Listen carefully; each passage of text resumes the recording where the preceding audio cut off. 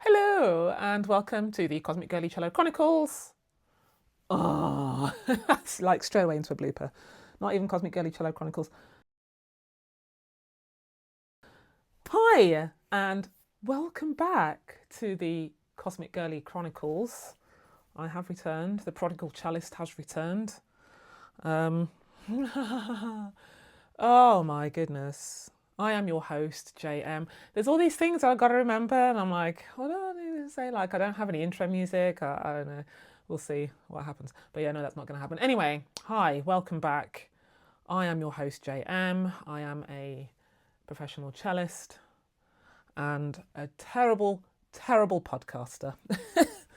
um, I started this podcast last year because I had lots of things that I wanted to say, and then I burnt out, to be honest, which is very interesting, which is actually what today's episode is going to be about. Last year was a really, really weird year for me. I learned, do you know, as I'm talking, I can hear, this is really funny, I can hear my steel tongue drum making noises. I'm going to have to put the cloth on it. So it's resonating with my dulcet tones. Anyway. Yeah, last year was a weird year and I loved doing the podcast, but I burnt out and lost my, I was going to say lost my voice, not actually, like I could still speak, but I lost sense of who I am. And I think that's what I want to talk about in today's podcast episode. So it was a really, really weird time. I'd gone through a massive, massive, massive breakup. My kiddos were going through GCSEs and the start of A levels. I was like, can I sustain this business? Also, can I just go and play Minecraft? Because I really just want to go and play Minecraft right now. Or Stardew Valley, whichever, I'm not fussed. And then, of course, I say of course, there was the whole, right, okay, so now I need to actually make some decent money. And I ended up taking on a lot of smaller, quiet, behind the scenes gigs that meant, yeah, I'm burning out and I don't have anything to show for it. So that was not good. But I still had so much I wanted to say. I still had so much I wanted to share as from the point of view of life as a cellist, life as a musician, life as Cosmic Girly, I guess, because that's me. But yeah, it's taken, I would say, 6, 7, 8 months, maybe 9 months. I think burnout has started long before I even realised, but I'd say it's taken probably about 8 months to not necessarily get fully back on track, but certainly to figure out what I want to do, what I don't need to do, and what actually works for me, especially being neurodivergent. ADHD is hilarious. Also, if I happen to drink this, like if you're watching and you see my tweet me at Cosmic Girly mug, don't tweet me. It's not Twitter anymore. This mug is as old as the hills. I'm not on Twitter because Twitter doesn't exist. So yeah, it's taken me the best part of 8 months to find myself again and discover what it is that I really enjoy. And the biggest thing has been giving myself permission over lots and lots and lots of little things. Things like, this is my inner coach talking now. I can imagine talking to my client, one of my coaching clients like this. Things like, it's okay to stop. So I'm being blinded by this light. I'm just going to see if I can adjust this a fraction because holy hell, that's bright. There we go. Yeah, permission to stop, permission to play, permission to rest, permission to keep going, permission to not earn money, permission to earn money. Like, just I had to micromanage absolutely everything because everything needed micromanaging.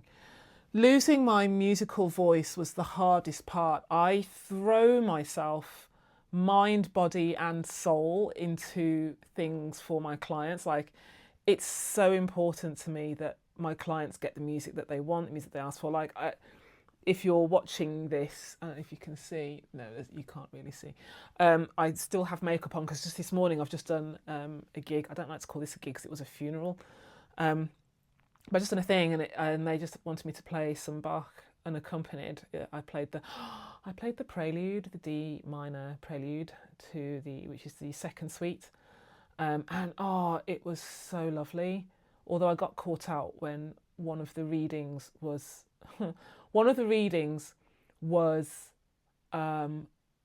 something that one of my friends used to say to me often last year. If you ever find it, it's called Wild Geese.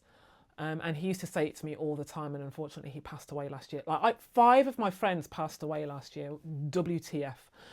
So yeah, last year was hard, but I had devoted so much of my time and energy to ensure, it's that classic, ensuring everyone else's happiness, and also trying to fit in and do all the things I'm supposed to do, all the things that are supposed to matter, all the things that are supposed to help and support me and grow my business, and 10x and 6k months, and there is nothing wrong with 6k months and 10xing, but it's such a culture and it's such a vibe, it's exhausting. And to be quite honest, I think a lot of what was going wrong for me is I was deep in that culture. There were a couple of Facebook groups that I was in that were very much, yes, you have to, your goal should be 6-figure months, and then, build your audience. You can start with a tiny audience. This person only started with 10,000 people on their mailing list. And I'm like, bruh, I even have a mailing list. Are you kidding me? So there was just so much pressure. And I got so tired. I didn't even play my cello anymore. Like, the 2 cellos that are sitting there just didn't even get a look in. If I ever played on Sid, it was just to figure out music that needed figuring out for a wedding, and I would practice whatever I needed to practice, but I never played for fun. I didn't play for fun. I was like, it's okay, I'll just start streaming on Twitch again, or I'll stream on YouTube, or I'll just record some fun videos. Never happened. Oh, that's interesting. I should probably turn off notifications when I do this. It never happened, because every time I picked up my cello just for fun, the thinking was, yeah, but is this making money? Is this contributing to society? Are you doing something worthwhile here, or are you just fannying about on your cello, not actually really working? Oh. So imagine being a creative, and you've somehow fallen into this mindset, like you didn't even see it coming. You've somehow fallen into this mindset that you can no longer play for fun. You can no longer create just for the joy of it. You can no longer enjoy the things that you want to enjoy because it's irresponsible. I don't even know where this conditioning came from. All I can think is that it's part of this weird hustle culture that we've been in for years. Not even months, it's been years. I'm talking like pandemic, where everyone was like, okay, well, I need to figure out making some money, but I can't leave the house, so what do we do? And everyone was like, hustle, use your talents, use your gifts. And then it was, okay, well, now we're out of the pandemic and the world is trying to return back to normal. And a lot of us were going, okay, yeah, but I'm still using my gifts, but now I'm not supposed to. Do I hustle? Wait, am I supposed to be hustling? No, we're still hustling, right? No, we're not hustling. Okay, we're just being creative. Oh, no, we can't be creative. Oh, we have to go back to the... Okay, gotcha. And I'm like, no, it doesn't work for me. Ugh. I was really sad for a long time, a really, really long time. I don't know if I hid it. I don't have people who are close to me by proximity, like, friends down the road who I can hang out with. There are people that I message or email, WhatsApp, email, who emails their friends? There are people who I love to WhatsApp or send Instagram messages to. Instagram friends, you know who you are. Let's keep those memes coming. But it does get to the point where I just kind of lose sight of the things that I actually really enjoy and appreciate. So what I made a huge mistake. So realizing that I had lost my own way, I made a huge mistake of going onto the socials. I mean, that in itself says a lot, right? I made a huge mistake of going onto socials, particularly Instagram. Now, Instagram is fantastic. It's also horrendous. It's not as bad as Facebook. I'm going to talk about Facebook in a minute. But I went onto Instagram thinking, let me see if I can get some inspiration from other people who are, maybe like doing the same as me, who are also musicians, who are also cellists, who are also in the wedding industry, blah, blah, blah, doing all those things. And I was really surprised because I loved what they were doing for them, but hated it for me. I am not the kind of cellist. I'm not the kind of cellist who's gonna have an electric cello, and this is like I'm not disrespecting anyone who does this, but I'm not the kind of cellist who's like swishy hair and playing and sexy for the camera. And then I'm also not the cellist who, I don't know. I'm the kind of cellist who just wants to play and have fun and be a little bit of a dick. So for example, I did a short on YouTube and posted it to Instagram, and it was just me playing Teenage Dirtbag at the Eltham, and I'm in my sparkly dress and all the rest of it, doing that stuff. I'm sorry because I keep moving the mic, so apologies if there's noise and stuff. But I'm in my sparkly dress and there's a beautiful setup behind me and there's flowers and candles and my Bose speaker is hidden. I'm not going to tell you where. And then I play Teenage Dirtbag and it was just so much fun. But even things like to be in the sparkly dress with a pair of Doc Martens underneath, I'm like, I love that. But I love that in a beautiful setting, like in a big, beautiful manor house or a big, beautiful, stately home or I don't know, a castle or something really fun. Like, I love the high-end, sophisticated, super fancy, super clean, super tidy. I love that. I love that.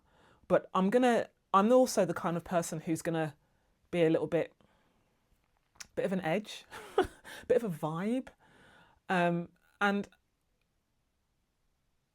I've struggled because I don't really see anyone else doing it, which isn't a bad thing. It's probably a good thing. It's probably a really, really good thing. But then you go, I know.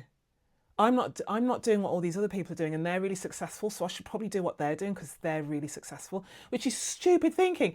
I know that thinking is BS. Like, I have taught and coached that thinking is do what everyone else is doing because they're successful with it. No? Hello? Have you lost your mind? But that's a trap that I fell into. And it got to the point where I couldn't go on Instagram. I certainly couldn't go on Facebook. Facebook was crippling. Seeing people be absolutely brilliant. And it was so lovely. I love seeing people be successful. I champion and cheer my friends when I can, when I see them. I love seeing them do the thing that lights them up and they're just living their best life and they're having the best time and it's fabulous. But then my core goes, well, I should be doing that as well, right? I don't want to do that.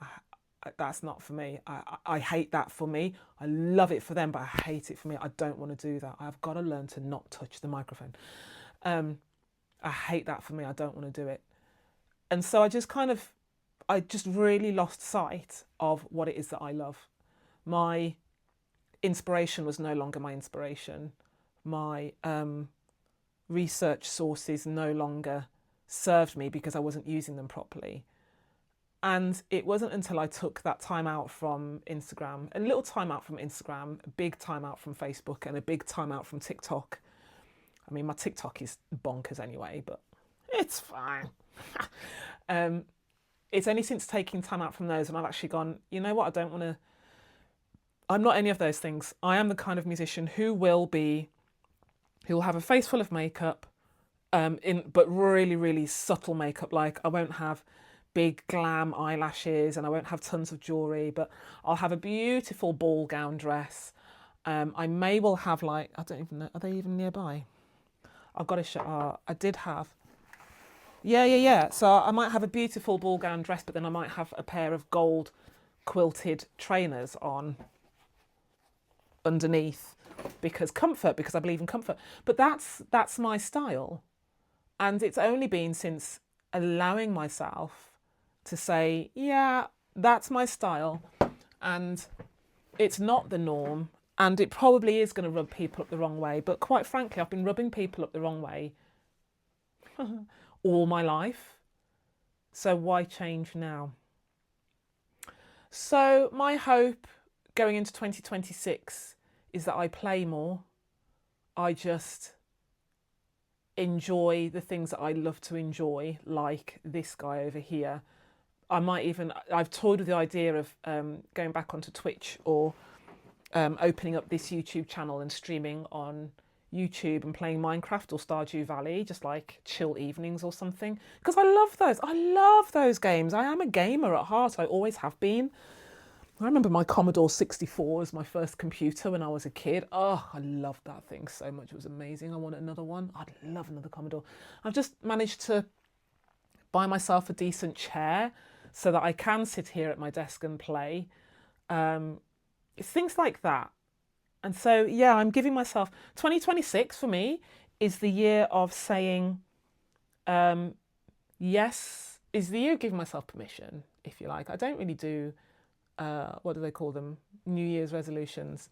But this year I just want to give myself permission to play, knowing that if I can do that, then it releases the hold, it releases the tension, and everything else that I need in life just flows naturally, because that's just the way it is. That's just how it's going to happen.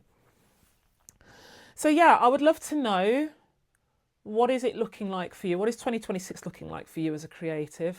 Are you in burnout? Are you doing this thing that everyone else is doing at the minute where we all just release?